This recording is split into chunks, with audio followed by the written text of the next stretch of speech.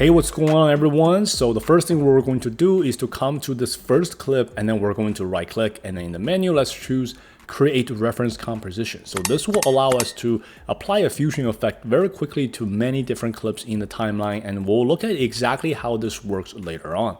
So for now, let's just click on that, and then let's give it a name, and now you will see that this reference composition clip is sitting in the media pool. All right, so now we're ready to take this clip straight to the Fusion page where we're going to be building this infinity mirror effect that you can use for your social media reels. All right, so the first thing we're going to do on the Fusion page is to bring a transform node, and then we're going to bring the size setting all the way down to 0. And then let's go ahead and set a keyframe over here. And now let's move over about 2 seconds, and then we're going to bring the size setting back up. And as a matter of fact, I'm going to stretch it a little bit beyond the original size, just a little bit. I think this is going to work better. However, you don't necessarily have to do this. And now we're ready to bring up the spline editor to create our own custom ease in, ease out. So let's select the size setting, and then we're going to go ahead and select these 2 keyframes, and I'm going to hit the F key to flatten out the curve. Now let's drag the first keyframe here up at a 70-80 degree angle, and then let's drag the second keyframe here over to the left while holding down the Option key to make sure that the keyframe is going to move in a straight line. All right, so now if we have a look, you guys, you're gonna see that this is pretty much the first part of our animation. Now to create that infinity mirror effect, we are going to hold down the Shift spacebar to bring up the search menu, and then let's type in duplicate. So we're going to bring in the duplicate node here, and the first thing we're gonna be doing is to change the copy setting from 2 to 5. And then we're going to pretty much use the size setting to help us generate that infinite reflection effect, as you can see here. So this is what we'll be leveraging for our effect. So now let's go back to the beginning of this video. We're going to bring the size setting all the way down to 0, and then let's set a keyframe here. And then let's move over about 1.5 seconds, and then we're going to bring the size setting back up to 1. So now if we have a look, you guys will see that we have the infinite reflection here. However, we just need to create our own custom ease in, ease out. So let's bring up the spline editor here, and we're going to select both keyframes. Let's hit the F key here, and then we're going to first of all just push this second keyframe all the way to the left.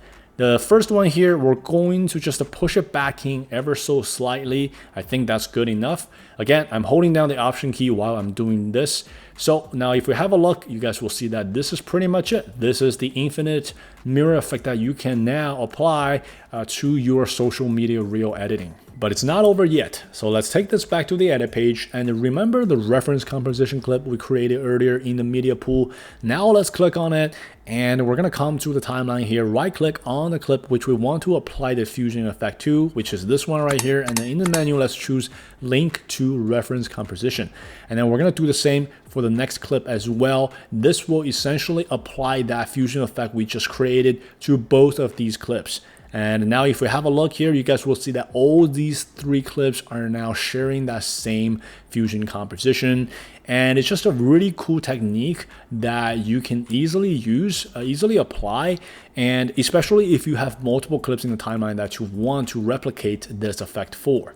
And the best part is that let's say we want to take this clip right here to the Fusion page, and we want to make a few minor changes. Let's say we just want to change the copy setting here from 5 to 3 instead. Now let's take this back to the edit page, and you're gonna see that this change is going to get applied across the board to all the clips that are linked to that same reference composition clip. So again, it's just very convenient to apply, to use, and also it's very easy to do. And to build out a quick social media reel, let's push all these clips to the second track first.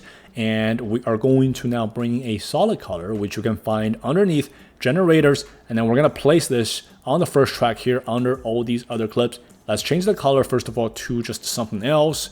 And then we're going to select all these other clips here, and then let's go to the inspector panel. We're going to use the zoom and position setting here to decrease the size of the clip a little bit, and then let's position it towards the bottom of the screen here. So I think that's good enough, and then this will get applied to all the other clips. And to add a title, simply come up to titles and choose whichever template that you prefer, but I'm gonna use center reveal here. So let's just line the clip up with the one that's underneath it first of all in terms of duration.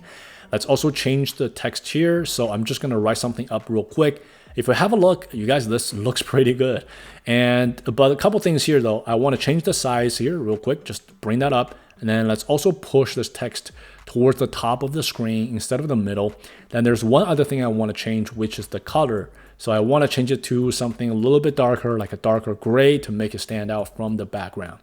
All right, guys, this is pretty much it. So yeah, this is a very simple and yet effective effect that you can apply to your social media reel editing, and it's very easy to do. So I hope you enjoyed this tutorial, and as always, I will see you next time.